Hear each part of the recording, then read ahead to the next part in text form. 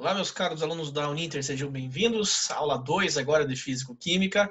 Espero que esteja compreendendo bem, tenha compreendido a primeira. E agora vamos para a nossa segunda etapa. Para quem não lembra, o professor Eduardo Araújo, tutor dos cursos de licenciatura e bacharelado em Química e também trabalho ali na área de exatas como um todo. Então, seja bem-vindo, né, nessa aula. E vamos aos nossos materiais, ao nosso slide. Então, vamos lá. Então, vou aumentar aqui a tela, né, para você visualizar melhor. Bom, então a nossa ideia é continuar falando, né, sobre o assunto de físico-química e agora pensando um pouquinho mais pensando de forma mais aprofundada do que vimos na primeira aula. Então, a primeira aula vimos sobre gases ideais, né, consideramos que tudo fosse gás ideal, né, vimos a equação geral dos gases, né, P1, V1, T1 ou PA, VA, TA, igual a P2, V2 sobre T2 ou PB, VB sobre TB. Vimos também a equação de Clapeyron, PV, NRT, né, e vimos outras definições ali. E agora nosso objetivo é aprofundarmos um pouquinho mais sobre os assuntos. Então vamos lá comigo, vamos nessa aí. Então, primeiramente, nessas aulas, né, nessa aula, veremos assuntos relacionados aos tipos de sistemas termodinâmicos. O que seria isso? Eu comentei brevemente no finalzinho da aula anterior, né, o que seria esses sistemas. Então, existem alguns tipos, né? Por exemplo, o aberto, o fechado e o isolado. Tá? Então, veremos esses tópicos, né? O que é um sistema aberto? Qual que é a diferença dele para um sistema fechado? E qual que é a diferença dele para um sistema isolado? E, além disso, também veremos algumas relações entre o que é um gás real e o que é um gás ideal. E algumas relações de cálculo, né, algumas fórmulas relacionadas aos gases reais. Tá? Porque o que é o gás real? É o que está te cercando nesse exato momento. Tá? O que é um gás ideal? Na verdade, ele não existe. Né? Ele até existe, mas em condições específicas, assim, né, que você verá nessa aula também mais adiante. Então, a grande maioria desses gases que estão na atmosfera são gases reais, tá? Mas, considerando algumas características especiais, considerando ele, nesses gases reais, considerando gases ideais, que é mais fácil trabalhar com esses ideais do que os reais. É muito mais difícil, não é que não seja difícil, né? Mas tem mais variáveis que eu preciso analisar quando eu penso em gás real e não em gás ideal, tá? Mas a gente vai ver no decorrer dessa aula qual que seria a diferença entre esses dois tipos. Então, vamos lá, vamos continuar. Então, o primeiro tópico, né, é o que é um sistema aberto, o que é um sistema fechado e o que é um sistema isolado, tá? Então, nessa imagem, explica claramente do que se trata isso, tá? Então, uma imagem vale mais do que 1000 palavras, né? Então, eu coloquei os sistemas na forma de imagem aqui para você visualizar. Então, esse primeiro sistema aqui, ó, veja que é um sistema aberto, ou seja, a transferência de calor e de massa. Então, perceba aqui, né, ó, nesse primeiro sistema está ocorrendo esse Q significa quantidade de calor, tá? E esse M significa massa, tá? Então, aqui é calor. Então, aqui seria calor. Isso para todas as imagens, tá? Então, aqui seria calor, ou forma de energia, né? E o M, que está nessa mesma imagem, significa massa. Então, fluxo de massa. Isso também é igual para todas as três imagens aí. A unidade agora não importa muito, tá? Eu não vou me preocupar com unidades agora. Vou me preocupar simplesmente com o fluxo. Se absorve ou não, ou libera calor ou massa, tá? Então aqui temos um sistema aberto. Vamos imaginar. Então, o que seria um sistema aberto, professor? Consegue me dar um exemplo para eu conseguir imaginar? É muito fácil, tá? Imagine que você tenha uma garrafa térmica aberta, tá? Então você pegou a tua garrafa térmica e você abriu, tá? Ela está sem a tampa, sem a tampa.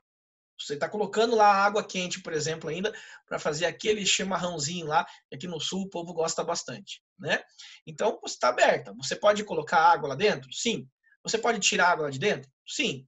Então a água, considere que seria a substância aí que estou analisando.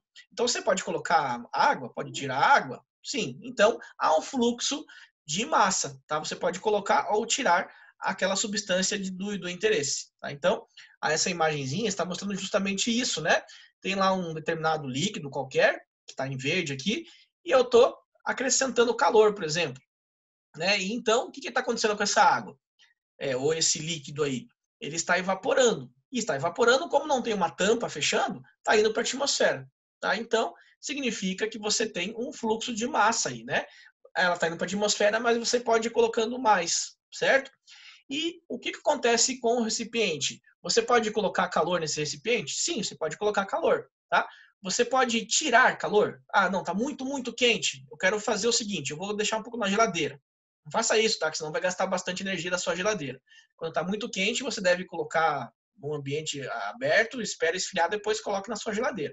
Tá? Que senão você vai forçar demais o motor dela, consequentemente a tua conta de luz vai aumentar também. Tá? E também a geladeira corre um risco maior de estragar.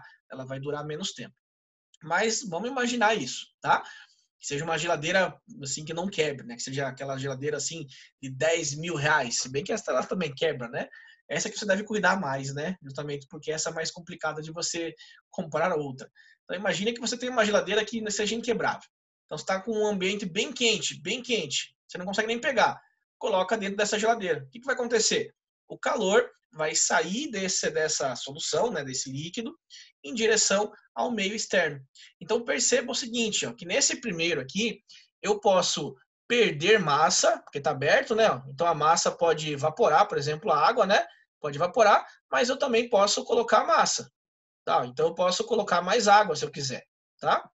E em relação ao calor, eu posso colocar no fogo, ou seja, fornecer calor, ou eu posso colocar na geladeira para retirar o calor. Então, isso aqui é um sistema que é considerado um sistema aberto, onde existe a possibilidade de transferência de massa e também de calor. Isso é um sistema aberto. O que seria um sistema fechado? Então, sistema fechado, perceba o xizinho aqui, ó, xizinho, significa que não há possibilidade. Então, aqui a massa, como tem uma tampa, você vai colocar mais água num ambiente tampado? Você vai colocar, não vai conseguir, né? Vai sujar, vai fazer uma lambança lá, né? Então, não seria muito adequado. Então, quando você tem essa tampa, você considera que o sistema é fechado. O fluxo de massa ele não existe mais. Tá? Você não consegue colocar massa e ela vai evaporar, ela vai ficar na parede do recipiente e depois vai voltar para o líquido. Você não vai perder massa, né? Então, o fluxo de massa não existe. Só que o de calor, sim, há transferência apenas de calor. Então, existe a possibilidade de você esquentar, então você consegue colocar, né, fornecer calor, ou também existe a possibilidade de você retirar. Pensa numa panela fechada. Tá, fez lá um feijãozinho, né? Tá muito quente, aí tá fechada, colocou fechada. Tem como você colocar mais feijão ali dentro da panela? Não, não tem, porque tem uma tampa, né? Então ela tá fechada. Mas se você colocar na geladeira, será que o feijão vai resfriar? Sim, né? Porque a panela é um sistema fechado. Ele não possibilita que você coloque mais substância ali dentro, mas possibilita que você resfrie. Então há um fluxo de calor, pode entrar ou sair calor, mas de massa não existe mais essa possibilidade. Agora, o que seria um sistema isolado? Então perceba, sistema isolado não entra e nem sai calor, X, e não entra e nem sai massa, certo? Então não há fluxo de forma nenhuma, tá? Eu não consigo esquentar e não consigo resfriar. É como se a temperatura ficasse constante para sempre. É como o primeiro exemplo que eu dei, né, que seria a garrafa térmica. Se existisse uma garrafa térmica perfeita, né, você colocaria uma água quente, aquela temperatura sempre ficaria naquele mesmo valor. Não esquentaria e nem esfriaria. Ou seja, não há fluxo de calor, não há perda de calor para o ambiente, mas também não há recebimento de calor para o ambiente. Você não consegue resfriar e não consegue esquentar. E também não consegue mudar a massa. Você não consegue colocar mais substância ou retirar a substância. Ele está isolado, né? Não há possibilidade de você fazer nada. Então, o sistema isolado é justamente isso. Tá? Então, o resumo aberto. Entra e sai massa. Entra e sai calor. Sistema fechado. Entra e sai calor. Massa não consegue mexer. Sistema isolado, não consegue mexer em nada. Não entra nem calor e não sai calor, e não entra massa e também não sai massa, tá? Então isso seria o sistema isolado. Beleza, pessoal? Então isso é a explicação desses três sistemas que nós temos aí, sistemas chamados de termodinâmicos. Vamos lá, vamos adiante. Pensando nesses sistemas, né, temos outros conceitos, tem vários conceitos aí no início da aula, né? O que é matéria, energia e trabalho? São esses três conceitos. Então vamos lá. Então, primeira definição, o que é matéria? Então vamos analisar ali o que seria matéria. Então perceba ali um experimento que foi feito, bem simples de analisar, ó, que eu quero, por exemplo, provar que o ar que eu respiro, ele é matéria. Como é que você poderia provar isso? Se eu pedisse assim para você, ó, prove que o ar é matéria. Vou dar 2 segundos para você pensar. Pensou? Então, bom, primeira coisa é você saber o que é matéria, tá? Então, imagine assim, ó, que eu pego uma bexiga vazia, coloquei aqui na minha balança e deu 3 gramas. 3 gramas. Aí eu vou pegar essa mesma bexiga e vou enchê-la. E vou pesar novamente. E aí deu 4 gramas. Então, o que você conclui com isso? Que a bexiga vazia tinha 3 gramas, a bexiga cheia tem 4 gramas, logo existe 1 grama a mais comparado dela cheia com ela vazia, né? E o que seria esse 1 grama a mais? É justamente o ar que você colocou lá dentro, né? Então, isso prova que o ar, nesse caso específico, ele foi detectado pela balança, ou seja, ele é matéria. Tá? Então, essa é a primeira prova. Ele tem massa, logo ele é matéria. Isso é a definição de matéria, tem massa. Mas existe a segunda parte da definição, que ocupa lugar no espaço. Então, lembra da aula anterior que eu falei sobre o êmbolo, a injeção, por exemplo, né? Tem uma parede móvel que é chamada de êmbolo. Se você tampar de um lado e apertar a seringa do outro, você vai perceber que você vai apertando, mas vai chegar um certo momento que você não consegue mais fazer, né? Não consegue mais fazer a compressão daquele ar. Então, justamente porque o ar ele tem um espaço só dele, porque ele é matéria. E toda matéria, além de ter massa, ocupa um certo lugar no espaço. E não existe duas matérias que ocupem o mesmo lugar no espaço, é impossível. Então você vai comprimir, vai chegar a um certo limite que não dá mais. Por quê? Porque aquele espaço é o espaço do ar, tá? Então é isso que está mostrando aqui, né? Ó. Então se eu tiver lá uma pressão, por exemplo, de 60 psi, eu tenho um volume aqui, por exemplo, de 3, né? 3, um volume qualquer, tá? Não importa a unidade. Agora eu aumento a pressão, né? Que nem eu fiz a primeira aula. Eu vou ter um volume menor, porque eu estou comprimindo, estou diminuindo o volume. Agora, e se eu aumentar mais a pressão ainda? Eu tenho um volume menor ainda. E isso vai chegar a um certo limite que você não consegue mais apertar. Né? Eu não vou conseguir colocar aqui, por exemplo, vamos imaginar que o volume 1 aqui fosse o limite, né, de compressibilidade. Não dá mais para comprimir. Então eu não vou conseguir colocar 200 psi, 300 psi, 400 psi. Eu vou apertar o máximo que eu der e o volume vai chegar no valor limite. Tá? Então, justamente isso. Por quê? Porque o ar ocupa lugar no espaço. Né? Então, ele tem massa e ocupa lugar no espaço. Logo, o ar ele é matéria. Tá? Então, a definição de matéria é justamente isso. Ele tem massa e ocupa o lugar no espaço. Tá? Isso é a definição de matéria. E energia? Então, o que seria a definição de energia? Então, vamos visualizar aqui. Ó. Então, tudo que é capaz de modificar o estado inicial da matéria ou alterar o seu formato. Isso é uma das definições de energia. De uma forma mais física, seria a capacidade de um corpo de realizar trabalho ou de transferir calor. Essa aqui é a definição mais corretinha, assim, tá? Que seria relacionada à definição mais física. Então, a energia é capaz de realizar trabalho. Ou, não significa e, é ou. Então, ela se realizar trabalho, beleza, energia. Ou, então, de transferir calor. Né? Isso também é uma forma de energia. Inclusive, nós vimos a aula passada, né, o equilíbrio térmico, que a energia, o calor passa do corpo mais quente para o corpo mais frio. Matematicamente, ela pode ser calculada por essa formazinha aqui, ó, onde o T é o trabalho, o F seria a força, o D é o deslocamento, né, distância que você conseguiu fazer, o deslocamento e o cosseno do ângulo, né? Por exemplo, vou pegar aqui uma caixa, vou pegar uma caixa, vou aplicar aqui uma força sobre esta caixa. Aí essa caixa está nessa posição 0. Aí eu vou conseguir fazer com que essa caixa venha para a posição 1. Então eu empurrei ela até aqui, ó. Aqui seria a posição 1. Então a distância aqui, ó, que ocorreu, o deslocamento, né? Isso aqui seria o D, tá?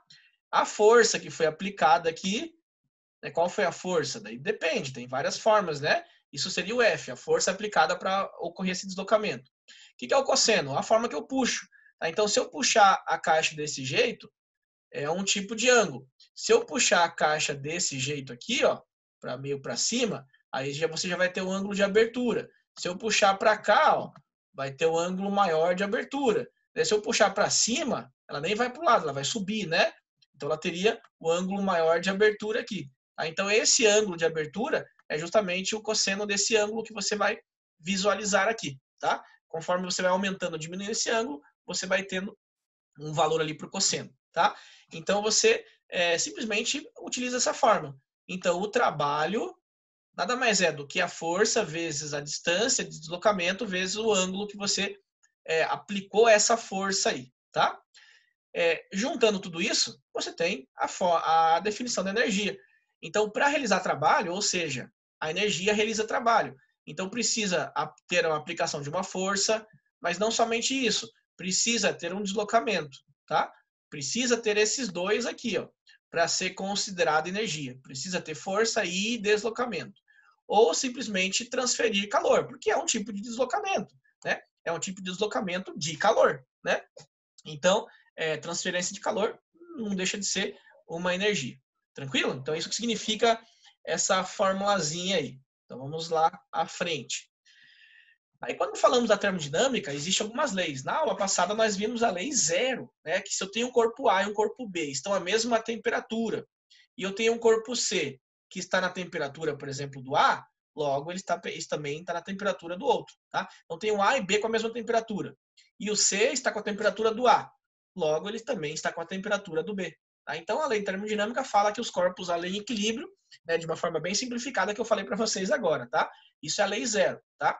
Agora, existem outras leis da termodinâmica. Então, vamos vê-la aí. Então, a primeira lei da termodinâmica, né, ou seja, depois a do zero. Conservação de energia aplicada. Então, essa definição, lá na química, a gente usa uma lei de Lavoisier, que é a lei de conservação de massa, que a massa do reagente deve ser igual à massa do produto. E ele disse que na natureza nada se cria, nada se perde, tudo se transforma. Então, não há possibilidade de você criar nada que não existe, não há possibilidade de você perder nada que já exista, mas você consegue transformar as coisas. Então, pensando na lei de Lavoisier, é exatamente a primeira lei da termodinâmica. Na natureza nada se cria, eu não posso criar energia, eu não posso perder energia, mas eu posso transformar essa energia. Por exemplo, energia cinética e energia elétrica, né? Através da correnteza da água, uma correnteza cinética, cai lá, por exemplo, numa cachoeira, transforma essa energia potencial, que é relacionada à altura, aí depois gira uma turbina, gera energia elétrica. Né? Então eu consigo transformar uma energia na outra, mas eu não consigo perder essa energia, não há forma de perder essa energia. Então, essa primeira lei da termodinâmica é justamente isso, ó, conservação de energia aplicada. Então, um sistema ele não pode criar ou consumir energia, mas apenas armazená-la ou transferi-la de um meio aonde se encontra. Então, ao receber uma quantidade Q de calor, né, esta poderá realizar um trabalho. Poderá, né, desde que tenha lá o deslocamento e tudo mais, igual comentei. E aumentar a energia interna de um sistema. A energia interna seria referente à agitação, tá? Então, pouca agitação, então energia interna é menor. Muita agitação, energia interna é maior. O que ocasiona essa movimentação baixa ou movimentação elevada? Lembra da primeira aula também?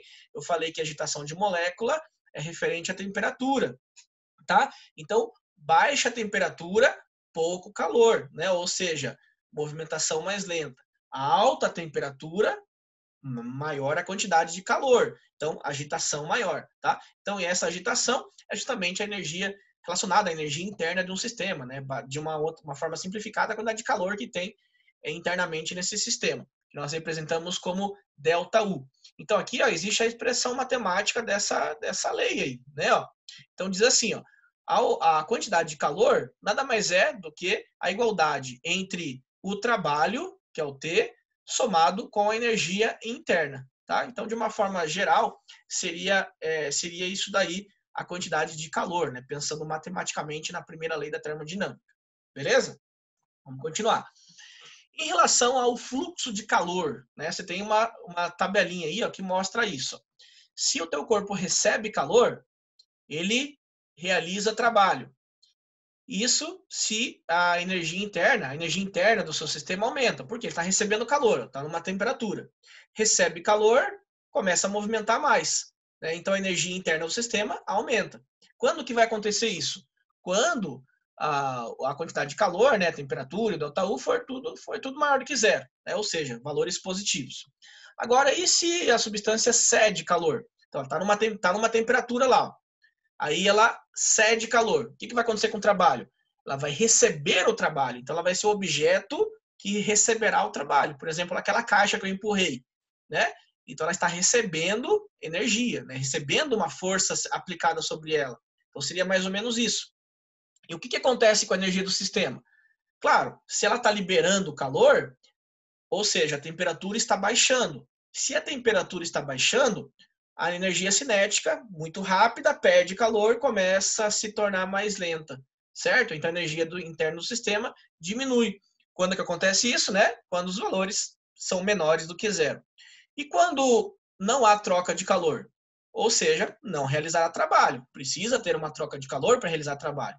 Então, se não há recebimento e não há liberação de calor, a energia interna do sistema não muda. Tá? Então, os valores seriam iguais a zero neste caso. Beleza? Isso tudo relacionado à nossa primeira lei aí. Vamos continuar.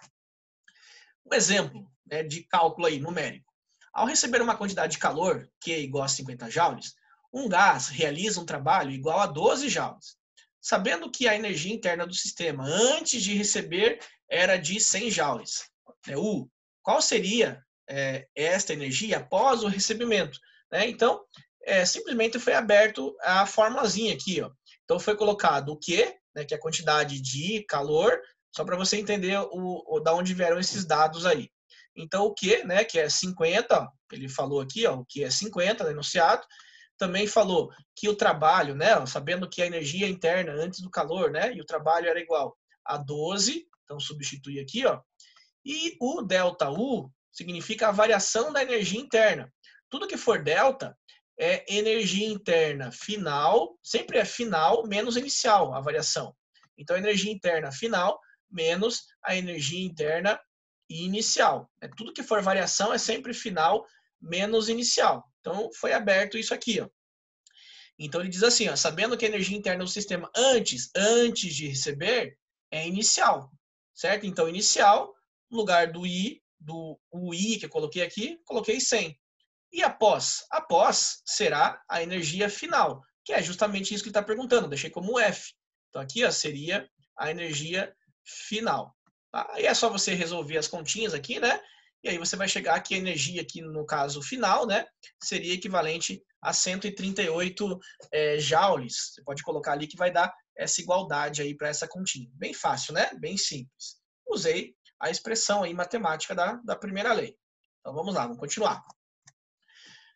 Em relação a alguns casos especiais sobre essas leis e tudo mais aí, né? Então, nós temos um caso especial que é bem importante, que é chamado de processos adiabáticos. O que seria um processo adiabático? Então, leia comigo ali, ó. O material muda o seu estado físico. O que seria a mudança do estado físico? Em relação à pressão, volume ou temperatura. Porém, sem receber ou liberar calor. Tá? Então, ele modifica a pressão, ou ele modifica o volume, ou ele modifica a temperatura. Só que né, não é simplesmente um caso isolado. Só que ele não recebe ou libera calor. Tá? Pensa lá no sistema isolado, né? Ele não absorve nem libera calor. Tá? Então, seria mais ou menos aquilo lá que nós falamos há alguns minutos atrás. Tá? Então, ele pode sim mudar esses estados, né, essas variáveis, pressão, volume ou temperatura, porém sem receber ou liberar calor. É claro, se você modifica a temperatura, né, como a temperatura está diretamente ligada ao calor, acaba mudando o calor também, tá? Mas isso é como se fosse um sistema fechado, isolado, que esse calor, né, ele não vai conseguir ir para o ambiente, ou do ambiente não consegue ir para a substância, né? Então, é isso que eu estou querendo dizer para vocês aí. Vamos ver ali no gráfico. Primeira uma parte histórica. Então, a parte do adiabático seria relacionada ao ciclo de Carnot. Então, eu sei que vai ficar um pouco cansativo, mas leia um pouco de história comigo. Então, até meados do século XIX, acreditava-se ser possível a construção de uma máquina térmica ideal. Ou seja, o que é uma térmica ideal? Onde não há perda, né? Que o rendimento daquela máquina será 100%. Então, tudo que você coloca de combustível, por exemplo, ela será 100% usada para conseguir fazer essa máquina a vapor funcionar. Tá? Vou dar um exemplo bem simples. O carro, por exemplo, o combustível do carro. Você vai usar gasolina lá, por exemplo, ou álcool, tanto faz. O teu carro, ele não é uma máquina 100%, né? Porque todo o combustível que você coloca não é completamente utilizado para fazer o teu carro funcionar. Muito se perde na forma de calor, por isso o capô do teu carro esquenta bastante. Se fosse uma máquina térmica ideal, aquele capô não esquentaria, o motor não ia esquentar, né? A totalidade do combustível que você colocasse seria usado na totalidade para fazer o seu carro funcionar. Só que, infelizmente, nós perdemos muito aí na forma de dissipação de calor, né, que façam que não seja 100%. Então, no século XIX, acreditava-se que foi montada uma máquina que todo combustível que era utilizado era necessariamente usado para fazer essa máquina funcionar, tá? E para demonstrar que não seria possível, vou ler a segunda parte. Para demonstrar que não seria possível, o engenheiro francês Nicolas Carnot, 1796 a 1832, propôs uma máquina térmica teórica, ou seja, teoricamente ele imaginou que isso seria possível, mas na prática ele falou que isso não era possível, tá? Ou seja, nenhuma máquina terá rendimento de 100%. Isso era uma coisa teórica. Estabelecendo um ciclo de rendimento máximo, que mais tarde passou a ser chamado de ciclo de Carnot. O que é esse ciclo de Carnot? O próprio nome já diz, é um ciclo, né? Então ele vai começar num ponto, ele vai fazer um giro e vai terminar no mesmo ponto. Um ciclo, tá? Um ciclo. E esse ciclo de Carnot, ele envolve 4 etapas, né? Vamos ver agora quais são essas 4 etapas. Então nessa imagem você percebe justamente isso. Ó. Então aqui, ó, na parte superior aí da nossa imagem. Então você tem a etapa 1, que corresponde. Lembra das aulas anteriores? O que corresponde essa primeira da 1 até 2 aqui? Essa primeira curva da 1 a 2? Significa uma parte isotérmica, né? Por quê? Porque você vai ter pressão aqui e aqui você vai ter volume. Então, o que eu mantive constante? A temperatura, tá? Então, qualquer ponto aqui acima desse gráfico terá temperaturas constantes no mesmo gráfico, né? Então, do ponto 1 até o ponto 2, como a temperatura é constante, você vai ter a isotérmica, certo? Temperaturas constantes. Agora, em relação ao ponto 1 e ao ponto 2, o que muda? Veja aqui, ó, no ponto 1, você tem um certo volume 1. Ó. Aqui você tem um volume 1, certo? E no ponto 2, você tem um volume 2. E o que aconteceu do ponto 1 para o ponto 2? Você não teve um aumento de volume aqui?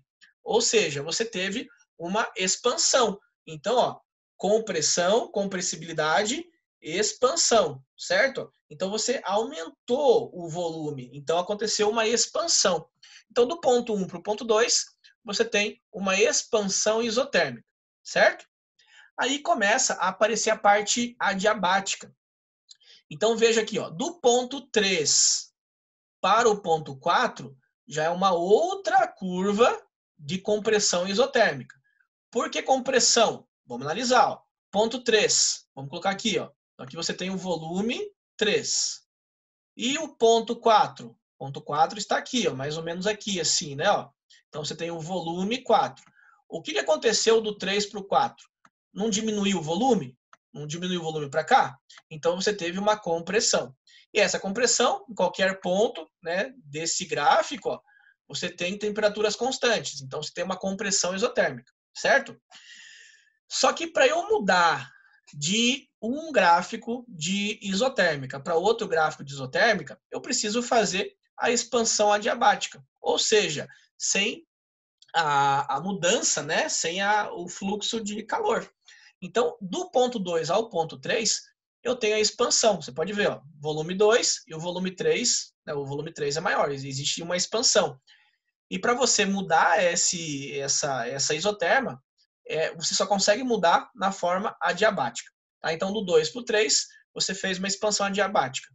E do 4 para o 1, voltando para o 1, que é um ciclo, novamente, né, ó, você mudou de uma isoterma para outra. Então, para mudar de uma isoterma para outra, você precisa fazer alguma coisa adiabática. No caso aqui foi a compressão, né, porque o teu volume 4 ele é maior, do que o teu volume 1. Então, você fez isso, ó, você comprimiu, certo? Então, se você comprimiu, você fez uma compressão adiabática. Então, juntando esses 4 pontos, né, ó, do ponto 1 para o ponto 2, expansão isotérmica. Do 2 para o 3, expansão adiabática. Do 3 para o 4, compressão isotérmica. E chegando lá do 4, voltando para o 1, compressão adiabática. Juntando esses 4, né, esses 4 movimentos aí, você tem o ciclo de Carnot. E ele falava, né, que uma máquina faz esse ciclo, né, ela é semelhante à máquina perfeita, né, ou seja, não vai haver perda de calor, porque na expansão e na compressão vai acabar fazendo com que o fluxo seja zerado. Você vai perder 10 e vai ganhar 10, ou seja, você vai absorver, você não vai perder nada, né? Então você perde 10 e absorve 10, não perdeu nada. Então seria equivalente a essa máquina ideal, tá? Que é teórica, né? E aí, pensando em cálculos, né, numa máquina de Carnot, a quantidade de calor ela é fornecida pela fonte de aquecimento.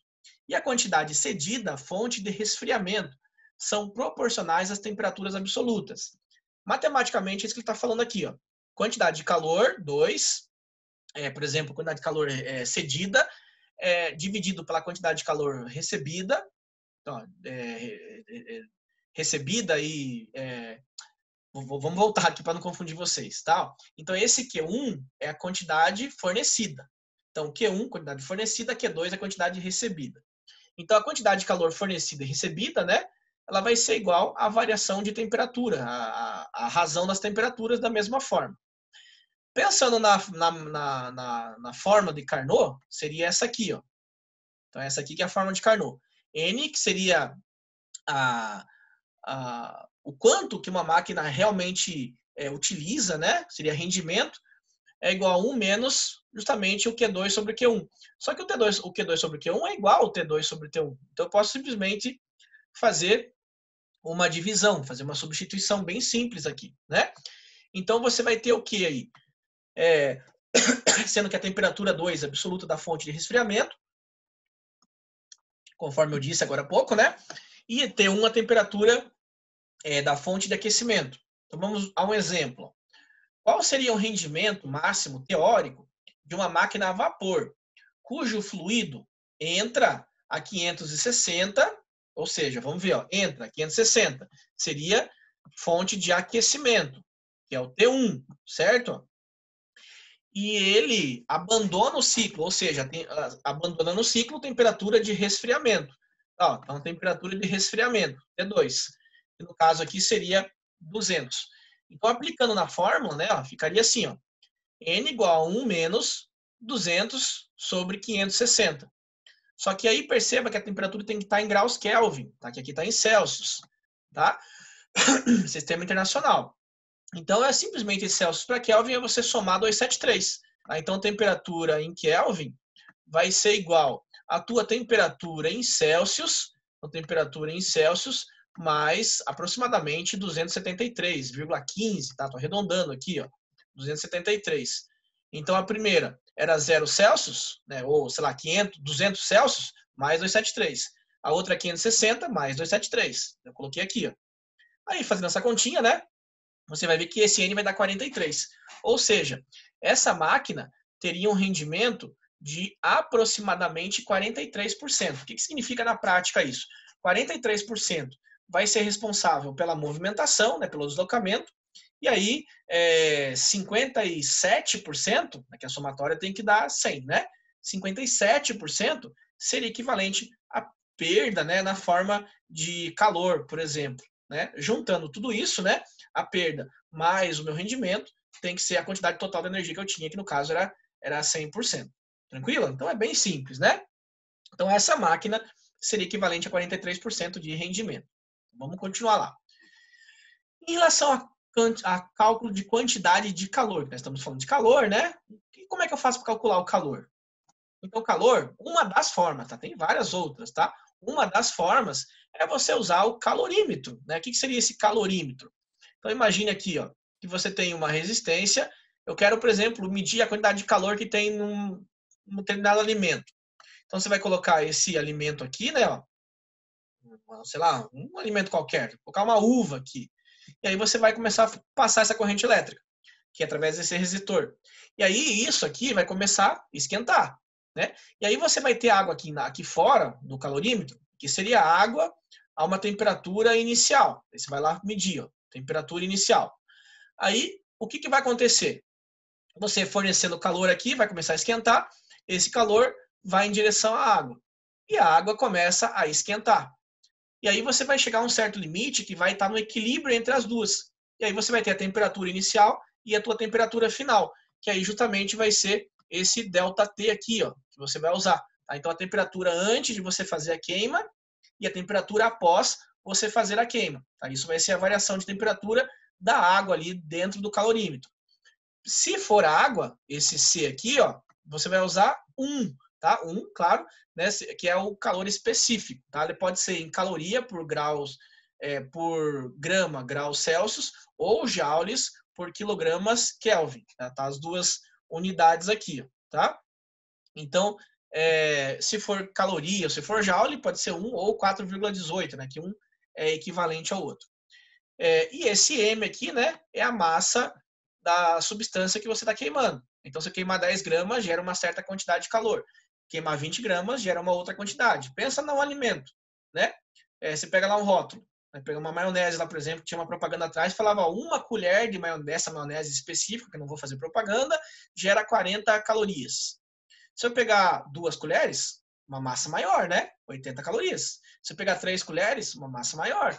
Então, quanto mais eu como, mais massa eu ingiro, mais calor, mais caloria eu estou absorvendo. Justamente o que está provando aí através do Q igual a MC ΔT. Tá? Então, é simplesmente pegar a massa, o calor específico, né, que no caso aí depende da substância, né, se for água no calorímetro, ou se for outro líquido qualquer, e o ΔT, né, você vê a temperatura antes e a temperatura depois, a queima, essa variação você coloca ali na fórmula e calcula o Q, né, que seria justamente a quantidade de calor, ou calor sensível, que pode ser em caloria ou joule, dependendo da unidade que você tem ali. Tranquilo? Então, olha um exemplo bem simples. Ó. Uma reação química fez a temperatura de 20 ml de água contidos em um calorímetro variar de 20 para 80 graus Celsius. Sabendo que o calor específico da água é 1 caloria por grama grau Celsius, ou se fosse em joule, seria aproximadamente 4,18, né? Mas no caso ele tem caloria. Quantas calorias foram fornecidas por essa reação? Aí o dado, a densidade da água é 1 grama por ml. Por que ele deu essa densidade da água? Porque aqui você tem o volume da água, né? O volume da água. Só que na forma não aparece volume, aparece massa. Então, eu simplesmente acho a massa, né? Porque eu sei que a densidade nada mais é do que a massa dividido pelo volume, certo? Como a densidade da água é 1 grama por ml, eu posso falar que é 1 grama para cada 1 ml. Que é isso a densidade que ele comentou aqui da água, 1 grama por ml. Então, se eu tiver ml, então se eu tiver 20 ml, 20 ml, né? Opa, ficou esquisito esse L, mas deixa lá. Qual vai ser a massa que eu tenho? Então aqui é bem fácil resolver, né? você vai ver que você vai encontrar exatamente 20 gramas. Então, 20 ml de água, considerando ela pura, né? É exatamente 20 gramas. Tenho a massa, coloquei aqui na fórmula. 20. Calor específico da água, né? Ó, sabendo que o calor específico da água é 1, ele deu ali, ó, coloquei aqui, ó. E aí a variação de temperatura. Como aqui você tem o grau Celsius, você vai deixar em graus Celsius mesmo. Então lembra que variação é final menos inicial. Então qual que era a temperatura final que ele falou aqui, ó? 80 graus. E a temperatura inicial? 20. Então vai ficar aqui, ó, 80 menos 20. Então faz a continha, vai chegar em 1.200 calorias. Caso eu quisesse encontrar em joules, eu sei que uma caloria é igual a 4,18 joules. Então 1.200 calorias, qual seria a quantidade de caloria em joules? Seria equivalente a 5.016 joules, simplesmente fazendo uma transformaçãozinha de unidade aí, beleza? Então, bem simples essa continha aí, né? Vamos continuar. Agora sim, vamos ver o que é um gás ideal e um gás real. Então, definição. Os gases reais são todos os gases existentes na natureza. Tudo, que nem eu falei para você. Só que existem algumas condições que esse gás real ele pode ser considerado um gás ideal. E aí eu facilito muito as minhas contas. Então, vamos ver justamente sobre isso. Então, o gás ideal é aquele que as colisões entre as partículas são perfeitamente elásticas. O que é isso? Eu vou aumentar a tela aqui. Ó. Então, imagine que você tem um gás aqui e um gás aqui. Ele vem a velocidade, por exemplo, de 10 e de 10. 10, 10, bateu, eles voltam com 10 e 10 de velocidade. Então, isso é uma colisão totalmente elástica. Eles vêm com uma velocidade, bate e volta com a mesma velocidade. Então, esse choque faz com que não haja perda de energia. Isso é uma colisão elástica. Uma colisão inelástica, eles vêm com uma certa velocidade, bate e volta com uma velocidade menor. Ou seja, há uma perda. Quando bate, geralmente, gera calor, né? Quando você bate na mão, não começa a esquentar, então justamente está gerando calor. Então esse calor faz com que ele venha numa certa velocidade, bata e volta numa menor, né? Justamente pela perda de energia. Então, inelástica perde energia. Elástica não perde energia. Beleza? Então vamos continuar no nosso slide ali, ó, para você acompanhar. Então vamos voltar ali, né? Só para voltar no nosso slide. Então estávamos neste daí, ó. Passamos bastante coisa já, né? Então estávamos nesse slide aí. Opa, cheguei. Beleza? Então isso aí, ó, é a colisão, né, em relação ao gás ideal. Você considera como se fosse perfeitamente elástica, não há perda após o choque. Entre as partículas dele, ou do gás, né, não há qualquer tipo de interação. Então, um gás é independente do outro. Existe uma força que atrai as moléculas, que é chamada de força de coesão. Existe uma força que é de repulsão, que afasta. Então, no gás ideal, você vai considerar que não exista nenhum tipo de interação entre essa. Não existe força de atração e também não existe força de repulsão. É como se eles fossem independentes. Um independe do outro. Embora eles estejam no mesmo ambiente, um não quer saber do outro. Tá? Um é independente do outro. Tá? Isso significa que não há qualquer tipo de interação. Então, de acordo com a teoria cinética dos gases, o estudo termodinâmico de um gás ideal, ele é completamente descrito pelas variáveis de pressão, volume e temperatura, que foi o que nós vimos na primeira aula, né? A equação geral dos gases, né? P1, V1 sobre T1 igual a P2, V2 sobre T2. As equações lá do Boyle, das leis, né? P sobre T, da isotérmica, da isobárica, da isocórica. Né? Então, a própria equação de Clapeyron, PV igual a nRT. Então, da forma que nós vimos a primeira aula, tudo aquilo era considerado para gases ideais. Para gases reais, modifica um pouquinho aí a nossa história, tá? Então, a primeira coisa é para falar sobre a energia interna de um gás ideal. Como é que eu consigo calcular a energia interna? Então, a energia interna desses gases ideais pode ser calculada por meio do produto entre a constante de Boltzmann e a temperatura termodinâmica. Né? Então, o que seria a constante de Boltzmann? É esse KB aí, ó, que é 1,38 vezes 10 a menos 23 joules por Kelvin. Então, esse KB tem esse valor. Temperatura termodinâmica é aquele T. Né? Então, a energia cinética de um gás é igual a 3 meios KB vezes T. O que mais importa para a gente aqui não é nem ficar decorando muita fórmula, é relacionar. Quanto maior for o valor da temperatura aqui, ó, é uma grandeza diretamente proporcional à energia cinética. Tá? Então, quanto temperatura pequena, energia cinética pequena, movimentação pequena. Temperatura maior, energia cinética maior, certo? Movimentação maior, beleza? Então, essa fórmula está mostrando, provando justamente isso, tá? Que a temperatura e a energia cinética são grandezas diretamente proporcionais. Outra fórmula que também mostra isso é a velocidade quadrática. Por que velocidade quadrática? Né? Vamos começar a pensar nisso já. Aqui é uma raiz quadrada. Como é que você pode tirar essa raiz daqui? Jogando um quadrado para esse lado. E aí eu tiraria a raiz quadrada desse lado.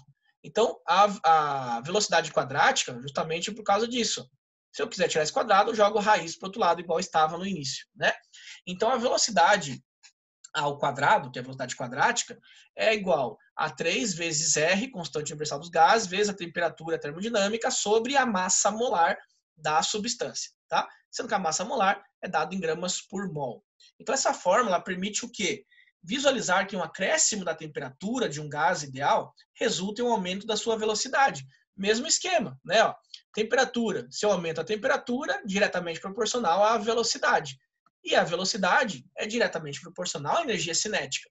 Maior energia cinética, maior velocidade. Menor energia cinética, menor a velocidade. Isso que está mostrando aí.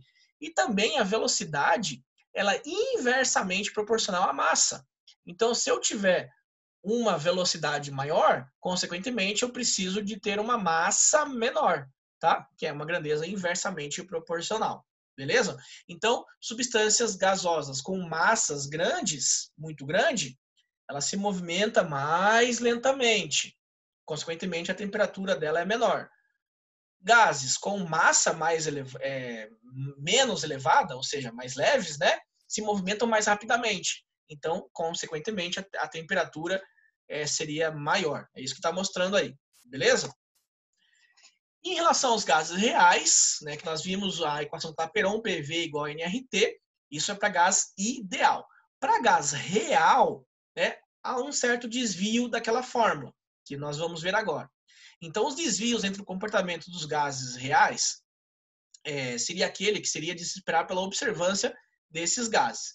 Tem sido exaustivamente estudado a partir dos trabalhos de Yamagata Regnault, não sei muito falar em francês, espero que eu tenha acertado, levados a efeito durante o século XIX. Então, o meio de se efetuar essa comparação pode ser através do fator de compressibilidade, que é o fator Z. Então, veja aqui, ó, o Z, que é o fator de compressibilidade, é igual ao PV dividido pelo nRT. Se você lembrar, a equação de Clapeyron é justamente essa aqui, ó. PV é igual a nRT. nRT. Só que nesse caso aqui, ó, aparece um Z ainda. Aparece um Z aqui, ó. Então, quando apareceu esse Z, seria para gases reais. Para gases ideais, esse Z aqui, ó, ele desaparece. Não é que ele desaparece, é que ele seria igual a 1. Tá? Então, quando esse Z aqui, ó, for igual a 1, ou seja, o fator de compressibilidade for 1, você está falando de gases ideais. Quando ele for diferente de 1, você está falando de gases reais. Beleza? Então, é isso que significa esse fator de compressibilidade. E quando que você pode falar que um gás é ideal ou não? Simplesmente com a relação do Z. Olha que interessante esse gráfico aí, ó. Então, para os gases ideais, Z deve ser 1, igual eu acabei de comentar com vocês, sobre qualquer condição de temperatura e volume e pressão. Tá?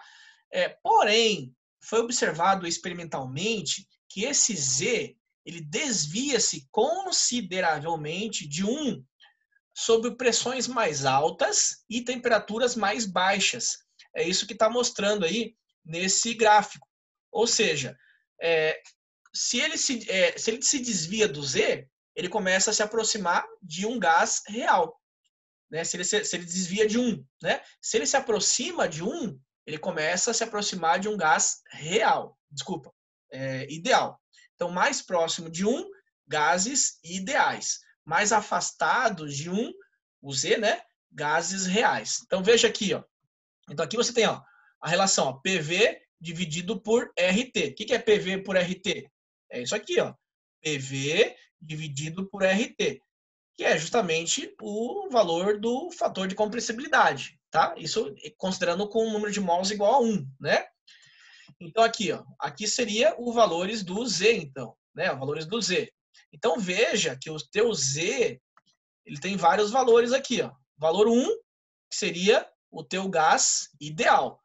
E valores abaixo e acima, que seriam gases reais. Tá? Então aqui você tem 1,8, 1,4, 0,6. E aqui perceba que você tem temperaturas, ó, 203 Kelvin, 293 Kelvin, 673 Kelvin. E aqui tem, ó, uma linha que seria equivalente ao seu gás ideal.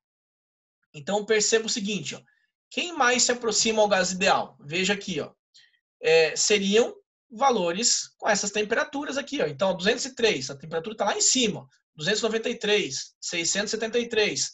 Então está se aproximando do gás ideal, né? Esses valores aí. Só que qual que está mais próximo ainda? Perceba aqui, ó, que aqui no meu eixo X existe a pressão, né? Pressão, no caso aqui está em atmosfera, né? Podia ser um valor em qualquer unidade. Então, quando você faz essa relação, você percebe justamente isso que eu acabei de ler, né? Então, vamos ler novamente. Até vou tirar a minha imagem aqui, ó, para você focar na sua leitura. Então, veja aí, leia comigo. 2 segundos para você ler. Então, diz assim, ó. Já leu, né? Foi observado experimentalmente que desvia-se consideravelmente D1, ou seja, o Z, né, sobre pressões mais altas e temperaturas mais baixas. Tá? Então, nesses dois fatores, perceba que desvia mesmo. Então, olha aqui, ó, pressão mais elevada, temperatura mais baixa. Então, a temperatura mais baixa, pressão mais elevada. Então, perceba que está lá em cima minha curva, né? Então está mais longe do gás ideal. E se eu diminuir a temperatura? Começou a se aproximar do gás ideal. Vou manter a pressão constante aqui, né? E se eu diminuir, aumentei a temperatura, desculpa. E se eu aumentar mais ainda a temperatura, mais ainda, vai se aproximando do gás ideal, certo? Então, como que você pode baixar aqui para um gás ideal 1? Com valores de temperaturas maiores e valores, né, de pressões, né, no caso aqui, menores. Aí você consegue fazer essa relação aí. Beleza? Então, então para você ter um gás ideal e real, é simplesmente um joguinho de temperatura com pressão, para você achar o ideal. Então, para pressões muito baixas, né, ó, veja lá, o Z é igual a 1, né? A tendência é ele ser igual a 1. Para pressões muito elevadas, esse Z tem a tendência de ser maior do que 1. Maior dificuldade de fazer a compressão desses gases. E para pressões intermediárias, né, não muito elevadas, mas intermediárias, o teu Z seria menor do que 1. Seria maior facilidade de você fazer uma compressão entre eles. Beleza? São algumas relações relacionadas ao Z que você acabou de visualizar aí. Tranquilo? Vamos lá. Cálculo de pressão de gases reais. Equação de Van der Waals. Como é que eu faço para calcular um gás ideal? PV-NRT. Como é que eu faço para calcular um gás real? Aí tem essa equaçãozinha aí de Van der Waals. Tá? Então, a pressão de um gás real vai ser NRT, número de mols, constante universal dos gases, a temperatura, sobre o volume menos o B. Já vou falar o que é esse B. Menos número de mols ao quadrado vezes o A sobre volume ao quadrado. Tá? Então, o que é esse A e esse B? Então, esse A e esse B é como se fossem fatores de correção, tá? Que foi justamente Van der Waals que comentou sobre isso, né? Lembra que Van der Waals falou das interações intermoleculares. Então, as interações, forças de atração e repulsão, é justamente o que diferencia um gás real do ideal. Então, se eu conseguir fazer uma correção pensando nesses fatores de alteração, eu consigo transformar um gás real em gás ideal, ou seja, deixar muito próximo eles, né? Então, esse A e esse B são justamente esses fatores de correção. O que o A corrige? A pressão ideal, corrige a pressão ideal para a pressão real, tá? Então, a pressão ideal para a pressão real, porque lembra que ideal não existe de verdade, né? Então, pressão real para a pressão ideal para real. Está relacionado com as forças atrativas. E o que é o B? corrige o volume molar, que é esse VM, que está relacionado ao tamanho das partículas. Tá? Então, o A e o B correspondem a essas duas correções. Então, você simplesmente pega os dados, aplica nessa forma, e esse A e esse B, ele depende do gás que você está usando. Veja no próximo slide. Então, por exemplo, o hélio, ele tem o A 0.03412 e o B 0.02370. O neônio 0.21, 0.70 e o B 0,01709. Então perceba que esses valores de A e B, eles são característicos para cada gás que você está trabalhando aí. Beleza? Tranquilo, né? E quase finalizando, estou até cansado de falar, você também deve estar cansado de ouvir, né? Mas estamos quase finalizando aí. Então, o que nós vimos nessa aula? Então, gases ideais e reais, eles não são iguais. Não são. Como é que você vai poder diferenciar um do outro? Através do fator de compressibilidade. Lembram? Igual a gases ideais. Diferente de gases reais. Através da equação de Van der Waals, nós vimos ainda que é possível calcular a pressão de gases reais através desses fatores de correção A e B. E também vimos que a energia cinética das moléculas de um gás é diretamente proporcional à temperatura. Como nós já falamos também, né? Maior temperatura, maior energia cinética. Menor temperatura, menor energia cinética. Tranquilo, pessoal? Então, nós vimos isso nessa aula. Espero que você tenha gostado e aproveite bastante essa aula para estudar. E qualquer dúvida, nos colocamos à disposição lá na tutoria. Né? Um grande abraço e até a próxima, se Deus quiser.